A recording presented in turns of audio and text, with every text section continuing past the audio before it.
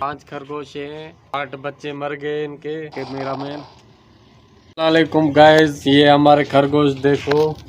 ये 5 खरगोश हैं, 8 बच्चे मर गए इनके और अब इनके बाद और बच्चे देगी। ये इनके लिए हमने नया घर बनवाया है। ये देखो गाइस, ये इधर आके दिखाओ हमारे कैमरा मैन। ये देखो घास खा रहे हैं।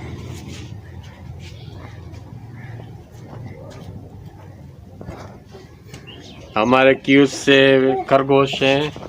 नीचे इनका और भी घर है। इसके नीचे 3 कमरे हैं, ऊपर 2 कमरे हैं गाइस।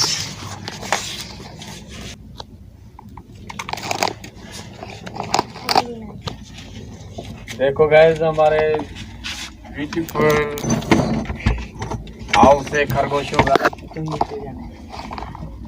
ये 2 दरवाजे से। उम्मीद करता हूँ कि आपको व्लॉग अच्छा लगा होगा गाइस। हम आज भी नया घर बनाएंगे और आधा रुका हुआ है काम।